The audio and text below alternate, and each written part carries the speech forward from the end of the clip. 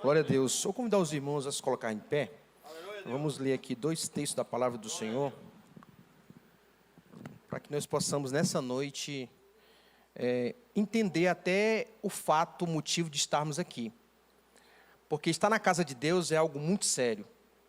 Estar aqui nesse ambiente é algo em que nós devemos ter o profundo respeito.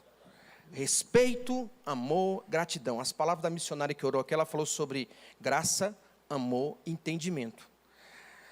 Graça, pela graça nós somos salvos. E nesse percurso de salvação nós podemos nos entregar a Deus cada dia mais, para compreendermos o que Ele quer de nós aqui na terra.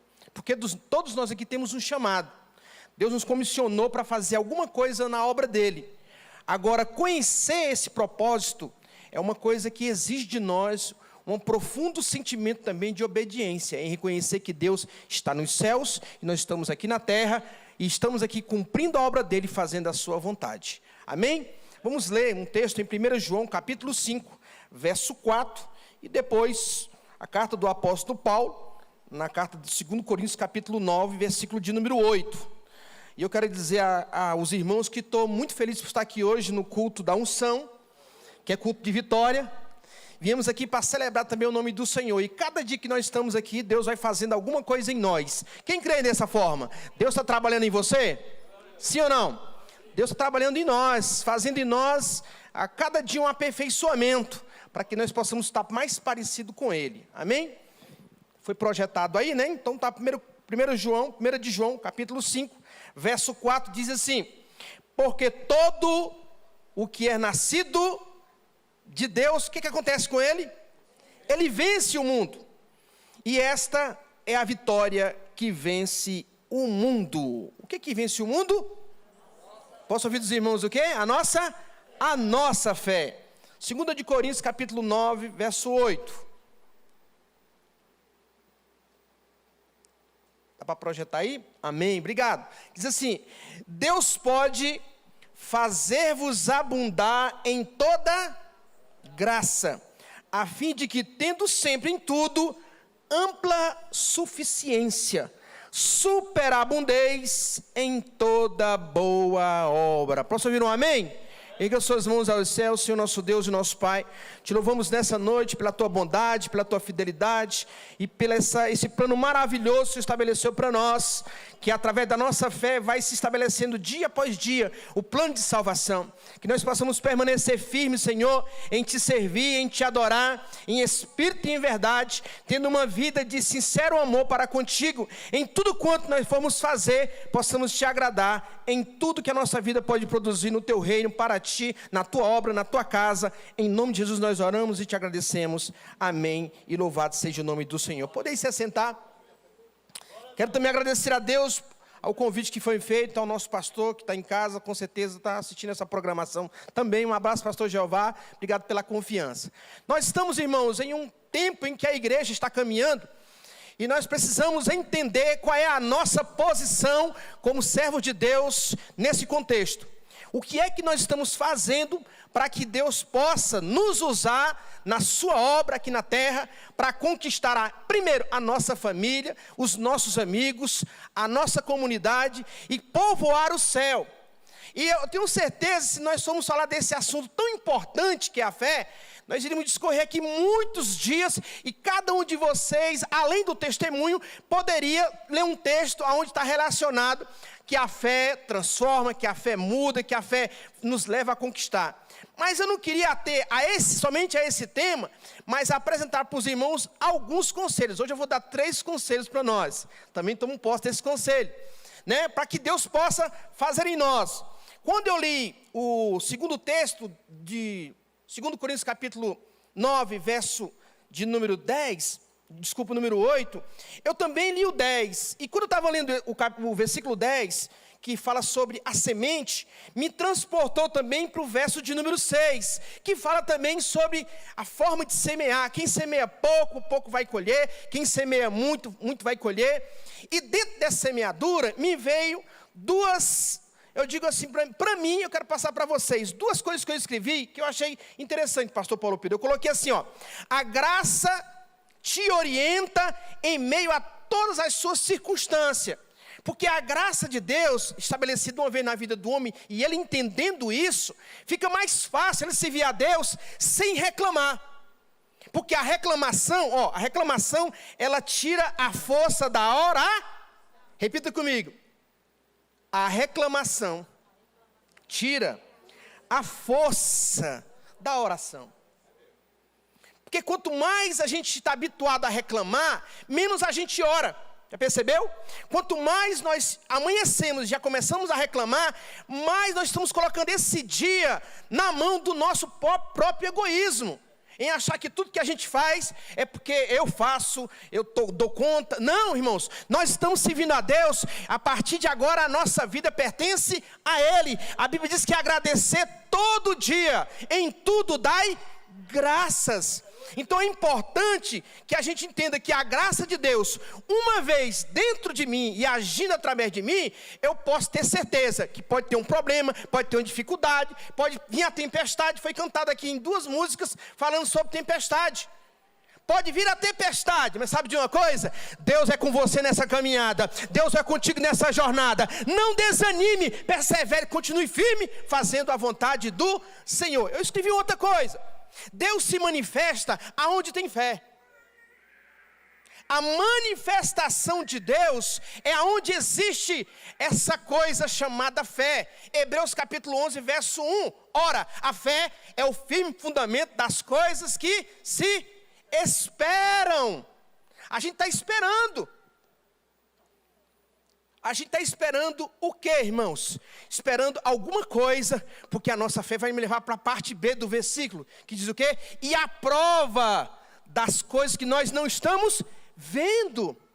Então, se você agora é um servo do Senhor, marcado pelo sangue do Cordeiro, entenda, irmão, o tempo de esperar para alguns aqui talvez seja longo, mas uma coisa eu te digo nessa noite, esse tempo finda hoje para algumas pessoas que acreditam que a coisa vai dar certo, que a coisa vai caminhar, que a coisa vai se desenvolver, porque você acredita em Deus. No verso 6 do mesmo capítulo, no Hebreus 11, verso 6, diz assim: ora, sem fé é impossível agradar a Deus. E como é que eu faço para agradar a Deus? Existem caminhos para que isso ocorra. Não existe só uma afirmação para isso. Porque uma vida de obediência em Deus te leva a prosperar em tudo. Por exemplo, quando nasce um judeu lá no Piauí, ele é o quê? Piauiense? Ele é judeu. Se ele nasce no Maranhão, na terra natal do nosso pastor, ele continua sendo um judeu. Agora, o povo de Israel, o povo judeu, eles têm princípios que eles seguem desde dos primórdios, que é sempre caminhar em cima de honra. Eles caminham em cima desse princípio chamado honra. Irmãos, caminhar em cima de honra é algo tremendo. Ou seja, quando você honra, eu escrevi aqui um negócio interessante. Quando você honra, você está honrando também o seu próprio nome. Eu tenho um nome a zelar, eu tenho uma honra. Eu sou um servo de Deus. Quem é que eu estou zelando? A presença do Espírito Santo. Eu sou um dizimista fiel. Eu estou zelando quem? Um princípio de dar na casa do Senhor sem olhar o que vai ser feito. Eu estou servindo a Deus, participo da ceia. Eu estou bem com os meus irmãos. Eu estou honrando o meu percurso de caminhada nessa terra. Então os judeus fazem muito essa honra. Ou seja, outra coisa, ele faz tudo com muita excelência. Será que nós estamos fazendo tudo para Deus ou para alguém com excelência? Você, quando está trabalhando no seu emprego lá, você tem dado o seu melhor? Tem feito com qualidade? Tem sido um exemplo nesse lugar, nesse ambiente que você se encontra? Onde você estuda? Apesar de que hoje em dia, né, irmãos, está difícil na escola, porque estão atribuindo a educação que é feita em casa para as professoras. Professora e escola é lugar de ensino, não é lugar de educar ninguém. Lugar de educar é em casa, na mesa, sentado na hora do almoço, sabe, irmão? Parar de comer aquele prato de comida em frente à televisão, mas na mesa, educando os seus filhos, colocando ele debaixo de uma conduta moral e ética, e dizendo: olha, Jesus está voltando. Você precisa se converter. Respeito. Então essa coisa de honra, excelência, coisa de ter um mentor, um conselheiro, irmãos, é bom demais ter alguém para a gente poder compartilhar e ser educado por essa pessoa, às vezes na igreja. Eu tenho um profundo respeito pelo pastor Paulo Pedro. Deus nos ligou pelo telefone. A primeira vez que eu falei com ele, Danusa colocou eu para falar com ele no telefone. Tem um pastor aqui da igreja, conversa com ele um pouquinho. Me passou pelo telefone. Deus nos ligou. No cabelo branco, Ele nos ligou também na graça de Deus.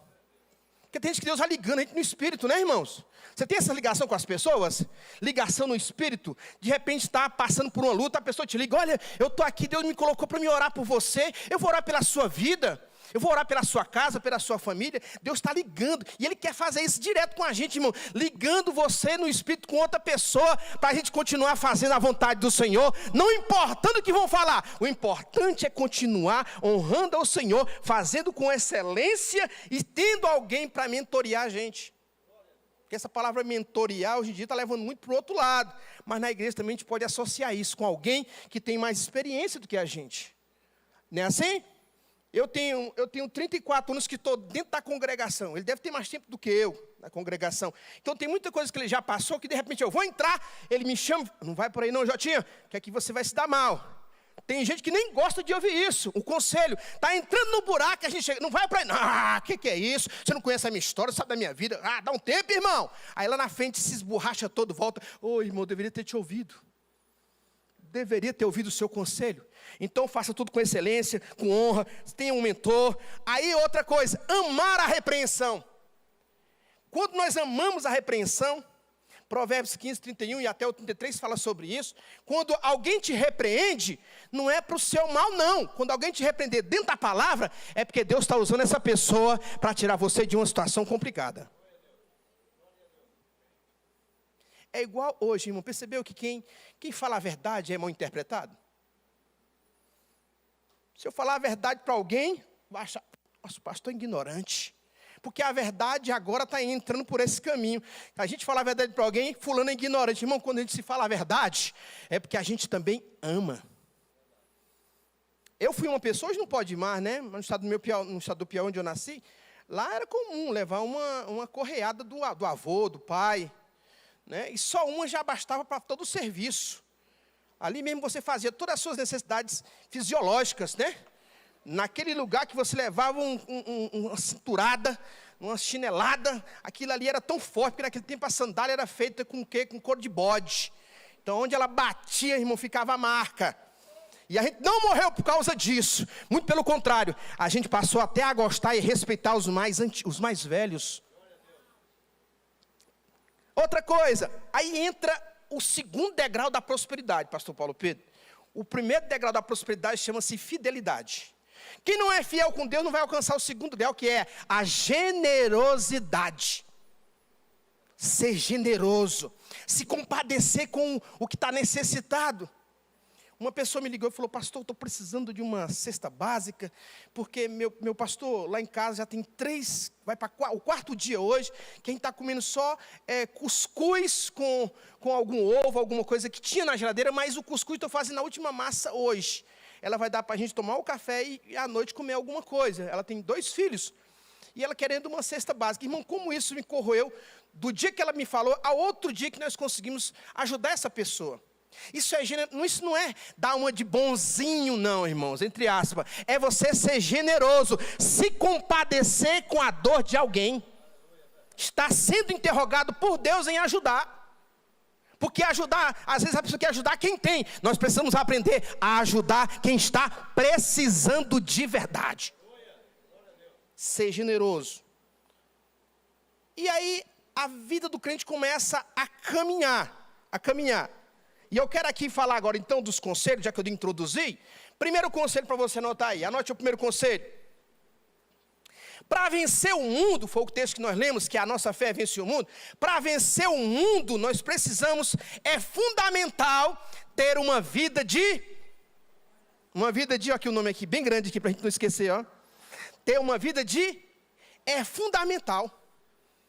Para a gente vencer o mundo, a gente precisa entender que existe uma fé natural ou a fé comum, existe uma fé que é atuante e tem uma fé chamada fé sobrenatural. A fé sobrenatural, ela é divina, é para aqueles que estão caminhando em romper cadeias, em caminhar em um circuito onde a obediência está na frente. Eu não posso perder o foco, eu tenho que obedecer ao Senhor, eu tenho que honrar o Senhor, eu tenho que fazer tudo, dar sempre o meu melhor. Então eu tenho que entender que eu preciso ter essa fé sobrenatural. Esta é a fé que vence o mundo, a nossa fé. Não é um pensamento positivo, e nem muito menos aquele poder da mente. Olha, você vai emagrecer, poder da mente. Olha, amanhã se você fizer isso, aquilo, poder da... Não é. A fé, ela vai construindo em nós essa coisa de ser filho de Deus autêntico, de que não tem medo. Lá em Ceilândia, o primeiro point gospel, quem colocou naquela cidade foi eu. Quando eu abri aquele point gospel, eu abri para o povo de Deus. Coloquei televisão naquela época, tela plana de 29 polegadas, coloquei duas, coloquei uma lá fora e uma lá dentro, coloquei um sofá, e coloquei um cardápio para o povo de Deus comer o sanduíche. Tinha lá os 10 mandamentos, eram 10 cordinhas de um pão. Tinha o maná, que era o cachorro quente tradicional. Tinha o Sansão e Dalila, que era o que a gente chama de X-Bacon, né?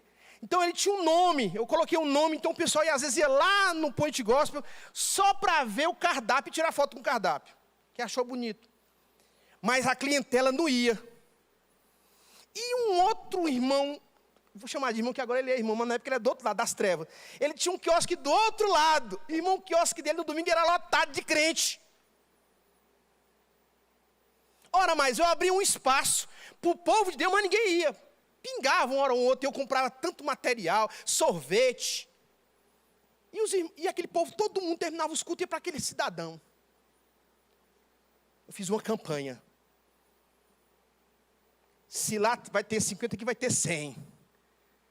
E eu fazia promoção, o povo passava, olhava, indo para a igreja. Quando terminava o culto, o povo ia para onde? Lá para o cidadão lá.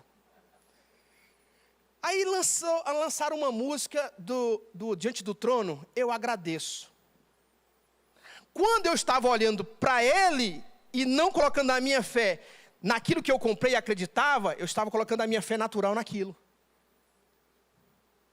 Mas quando eu colocava aquela música, Eu Te Agradeço, irmãos, quando o povo passava, eu falava, Eu Te Agradeço, e ficava cantando essa música.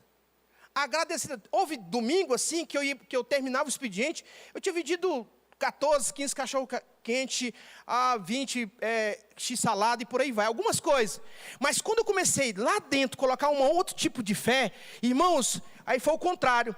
Todo domingo o pessoal saía do culto, ia para onde? Ia lá para o meu quiosque, ficava lotado aí, apareceu um violão, apareceu um pandeiro, e aquele ponto passou a ser um ponto dos servos do Senhor. Por quê? Porque a nossa fé, irmão, espera coisas que a gente não vê, mas tem que ter fundamento. E olha que eu estava dizimando na igreja, ofertando na igreja, mas o que eu precisava fazer era parar de olhar, porque o meu estava olhando com um olhar de inveja. Eu tinha que colocar a minha fé em Deus e confiar mais nele, saber que ele ia fazer o que ele sempre fez. Então pode ser que está colocando os seus olhos, apesar de estar na igreja, apesar de ser dizimista, ofertando, está colocando os olhos em outro lugar. E Deus quer que você coloque os seus olhos aonde? No eterno que está te olhando dia após dia. Então eu preciso ter essa vida de oração diária. 1 Tessalonicenses capítulo 5, verso 17 diz o quê? Você conhece, orai sem cessar. 2 Timóteo capítulo 2, verso 8 diz assim, olha, orar em todo tempo. Eu coloquei aqui Tiago 5,16 também. Orai uns pelos outros para sermos curados. E isso acontece comigo, é interessante. Quando eu estou orando por alguém que eu sei que ela vai ser curada, a minha fronte aqui começa a esquentar. Isso aqui começa a pegar fogo. Eu sinto que a pessoa vai ser curada, assim, quando eu começo a orar aqui, eu sinto. E quando eu sinto que alguém está falando, igual a irmã estava aqui, eu sinto uma dor aqui no meu estômago, sabe? Não é dor de enfermidade, é uma dor de entendimento. Então você precisa ter experiências com Deus. E isso só vai acontecer através da sua fé. Olha Abraão no capítulo 22 de Gênesis, capítulo 15. O que acontece lá? Quando Abraão, Gênesis 22, 15. Quando Abraão, ele sai com o filho dele, Isaque, para ser sacrificado, Quando ele vai subindo, ele diz que está levando um jumento com ele. Ele para o jumento e diz assim, olha, nós vamos subir. Acho que é versículo 4. Nós vamos subir e nós adoraremos e retornaremos. Ele está dizendo o seguinte, olha, ninguém vai ser sacrificado. Eu vou subir, eu vou adorar e quando eu voltar, eu vou estar com a minha bênção. Porque às vezes, irmão, a gente precisa ter um pouco ser sacudido, né? Às vezes vem uma enfermidade na família, igual a que a Danusa falou agora há pouco. Às vezes dá uma sacudida para a gente orar mais. Para poder buscar mais o Espírito Santo. Para poder dizer assim, olha, peraí, eu tenho que voltar, né? Às vezes a gente começou bem no início, né? Vindo para a igreja, orando, andando com os irmãos, evangelizando. Aí daqui a pouco alguém falou, rapaz, não faz isso não, rapaz. Está se cansando à toa. Isso aí não vai dar em nada não. Aí você começa a ouvir, sabe? Esses aí são as raposinhas. Você vai ouvindo e você vai minguando a sua fé. O que você tinha certeza, passou a ser agora ter uma dúvida. O que era para ser tão importante entre você e Deus, passou agora a ter uma interrogação. Será que realmente isso vai acontecer? Será que realmente isso vai acontecer? Será possível que Deus vai fazer isso, meu irmão? Será não? Deus, Ele é onisciente, Ele é onipresente e Ele também é onipotente. E tem uma outra característica dele, Ele é imutável. Não muda. Deus não muda. E é por isso que a gente está procurando entender quem é esse Deus e saber o que Deus vai fazer por nós. Segundo conselho, aí já é uma pergunta. Quem pode vencer o mundo? Pergunta para o irmão aí, quem pode vencer o mundo?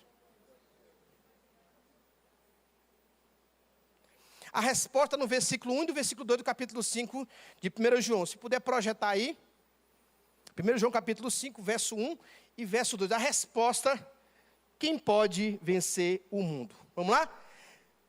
Quem é que vence o mundo? Todo aquele que crê que Jesus é o... Irmão, aqui tem um negócio. Você crê que Jesus é essa pessoa? Você crê que Jesus é o Cristo e que é nascido de Deus? Crê mesmo? Posso ouvir um amém? Eu creio.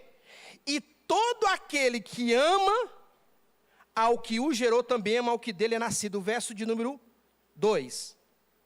Nisto conhecemos que amamos os filhos de Deus. Quando amamos a Deus, praticamos seus...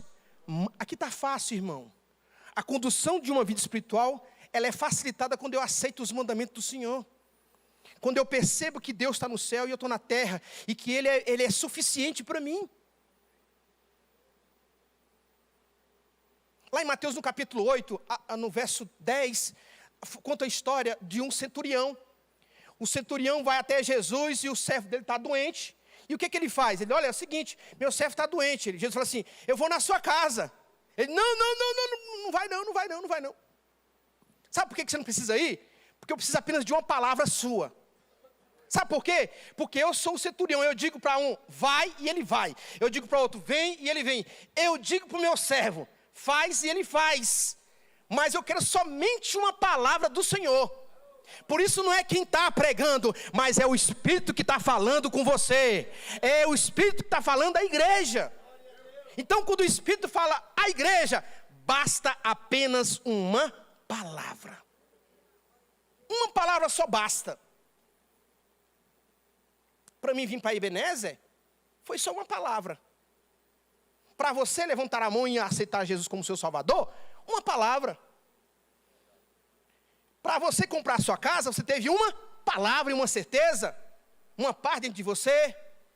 Para você congregar nessa igreja, Deus te trouxe uma paz em visitar 1, 2, 3. Quando chegou o ponto, é agora que a hora de eu ficar membro dessa igreja. Qual é a conduta dessa igreja? Eu vou participar porque eu estou debaixo de uma palavra.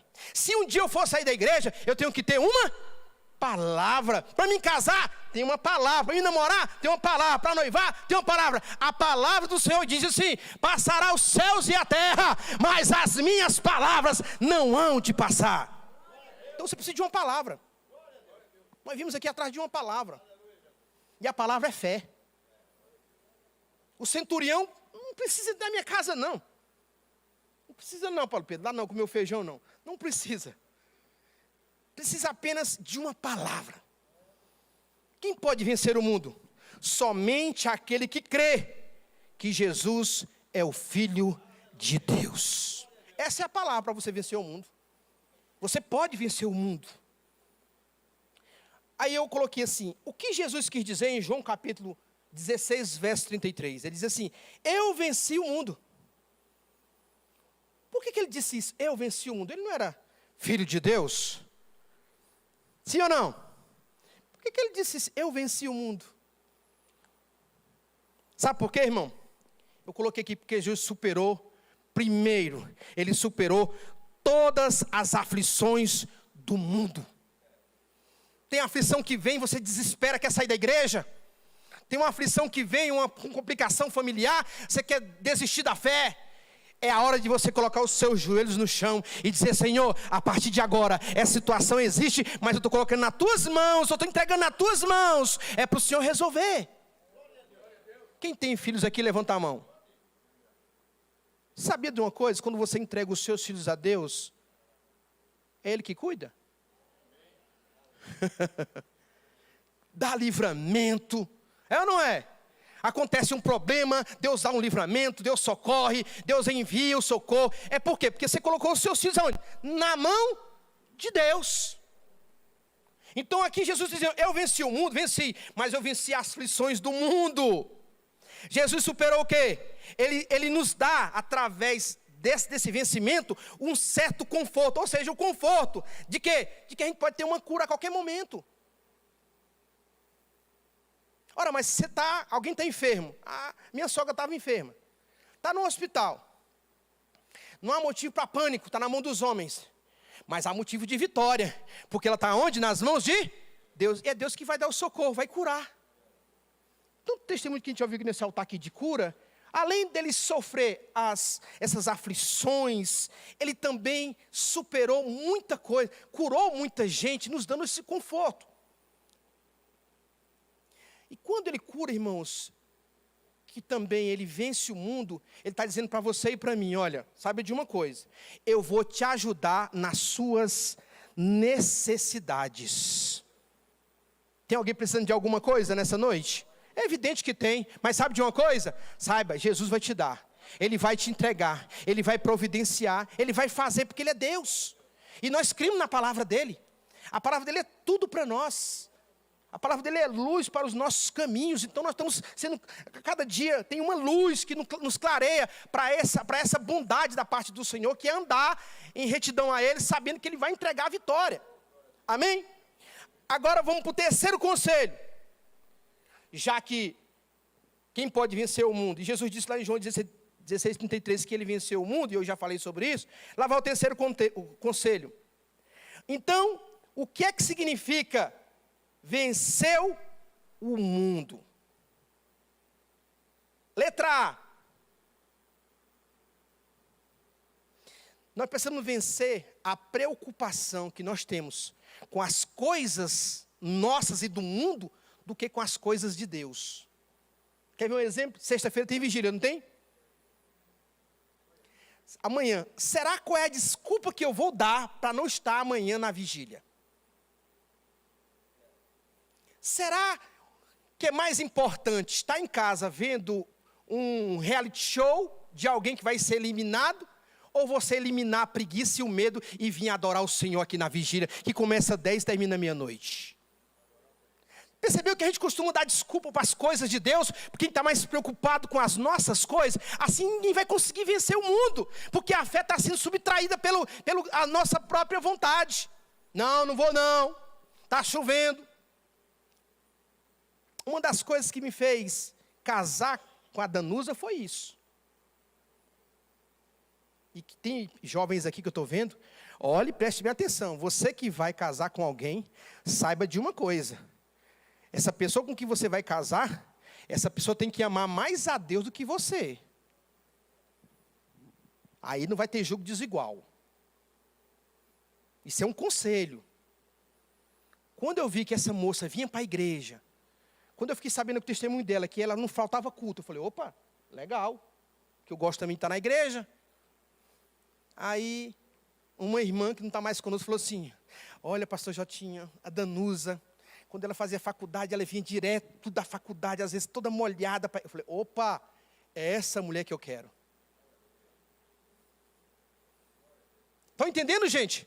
Então, para vencer o mundo, eu tenho que parar de me preocupar com as minhas coisas e colocar Mateus 6,33. Buscai, pois, em primeiro lugar, o reino de Deus e a sua justiça. E as coisas serão o quê? Acrescentadas. Eu estou vencendo o mundo, estou caminhando nesse percurso de vencer o mundo. Estou vencendo. Letra B. Eu preciso confiar mais na palavra de Jesus Cristo, através da sua palavra, do que na filosofia dos homens. Porque você clica na internet, tem alguém falando bonito. Olha, porque você não precisa mais ir para a igreja é você. Saiba que você sozinho é a igreja de Jesus. Onde estiver 2 ou 3, você é a igreja. Irmãos, a igreja é isso aqui, ó. Você.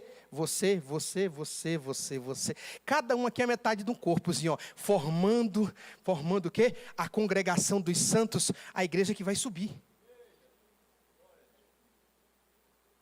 Então vamos ter diariamente essa busca em ler a palavra de Deus. Levantou, já busca para Deus, já lê um versículo, fica com aquele versículo no dia. Você está vencendo o mundo, está vencendo, sabe o que, irmãos? Até medo de falar em público. Você vai vencendo, por quê? Porque você está confiando nos ensinamentos da palavra. E quando a gente confia, irmão, tanto em Deus, quem é dirigente aqui de culto sabe, pastor Lindomar, missionária Soninha, que dirige culto na igreja, sabe, tem que estar sempre no óleo, né, missionária? Tem que estar sempre todo dia. Aí, sabe, passa um tempo que a gente se acostuma. Não passa a ser mais um peso, muito pelo contrário. Passa a ser prazeroso, porque você vai ter uma intimidade com esse Deus que é todo poder e que derrama sobre os seus filhos as visões necessárias para conduzir, para ensinar, para exortar, para amar. Mas para isso, a gente tem que confiar nos ensinamentos do que a palavra de Deus nos diz. Eu coloquei para a gente fechar e orar. Eu coloquei assim, a nossa fé, a verdadeira vitória sobre o mundo é alcançada através da fé. Eu tenho certeza disso. Eu acredito nisso. Por isso que quem tem ministério na igreja tem que se esmerilhar em dar o seu melhor. Está sempre procurando fazer o seu melhor. Vão te chamar de puxa-saco? Vão, mas continua dando o seu melhor. Vão te chamar, sabe de quê? De rato de igreja. Na minha época chamava-se rato de igreja. Quem chegava cedo, quem trazia água para o pastor, era chamado rato de igreja. E eu levei esse nome por muito tempo, que eu chegava primeiro na igreja e ficava lá fora. E quando o povo passava, na luz tudo escura, tá lá o ratinho, ó. Não era pastor, não era membro, eu era apenas alguém que queria fazer da melhor forma. E eu ficava lá fora, o pastor de tanto ver eu chegar cedo na igreja, me chamou no canto e falou assim, irmão Zé, ó, tá aqui, ó, a chave da igreja. Para você chegar cedo, como você chega e fica aí fora, né, olhando para o tempo, você vai chegar, você vai entrar, você vai abrir, você vai ver se tem água no altar, coloca água no altar e tudo mais. E eu fui aprendendo a servir, porque é muito bom servir, irmãos. Quando eu cheguei aqui na igreja, logo no início, teve um evento aqui de mulheres. E aí eu vim de rosa, acho que era rosa também, eu vim com a blusa rosa. Aí vim assistir o culto, terminou o culto e tal. Aí foram desmontar toda aquela decoração bonita. Aí alguém daqui da igreja falou assim comigo, olha, eu peguei um vaso, assim, acho que era para levar para cá, antigamente aqui tinha um depósito, né? E aí eu peguei esse vaso ali, estou levando o vaso, levei o vaso, depois vim aqui que eu levei um bom negócio. Danúcio estava aqui ajudando também. Quando eu fui pegar o terceiro objeto, uma irmã chegou aqui e falou assim, pastor, o senhor fazendo isso? E eu disse, pastor tem que dar o quê? Quem acertar vai ganhar um dog night. Dá um? Pastor tem que dar o quê? O exemplo. Cheguei outro dia aqui na igreja, estava chovendo, um paninho lá pequenininho, e aquele aguaceiro, e alguém falou assim, tem que ir atrás de um pano. Eu falei, peraí, eu resolvo isso aqui agora. Não é porque a gente tem esse título de pastor, e está dentro dessa função, que a gente é melhor do que ninguém, muito pelo contrário. Somos nós que temos que arregaçar a manga e dar o nosso melhor. Todo pastor que dá exemplo, os irmãos querem fazer a mesma coisa, sim ou não? Então, amanhã tem vigília. Quem vai estar aqui na vigília amanhã? Vai aumentar, já aumentou o coro aí, tá vendo? Por quê? Porque nós não vamos dar mais desculpa. Nós estaremos aqui. Viemos orar. Não importa, é um pandeirinho. Não liga para isso não, irmão. Não fique preocupando quem é que vai estar na frente. Sabe de uma coisa? Quem está na frente é um ser humano. Mas quem está sobre ele é o Espírito de Deus. E você precisa de uma palavra, irmão. Qual é a palavra? Buscar o seu encontro se pode achar. Alegrei-me quando me disseram, vamos à casa do Senhor. Eu te coloquei assim, a fé não é um elemento passivo de crença, pastor Paulo Pedro, mas um agente ativo de vitória. E a força que movimenta tudo isso vai nos capacitar contra qualquer adversidade, irmãos. Amém? Posso ouvir um amém nessa noite? A fé não pode ser apenas o meio da nossa salvação. A fé é uma ferramenta poderosa para a gente vencer os desafios que esse mundo coloca diante de nós. Então tenha fé. Fala para o irmão aí, ó. Tenha fé, irmão. Fique de pé em nome de Jesus.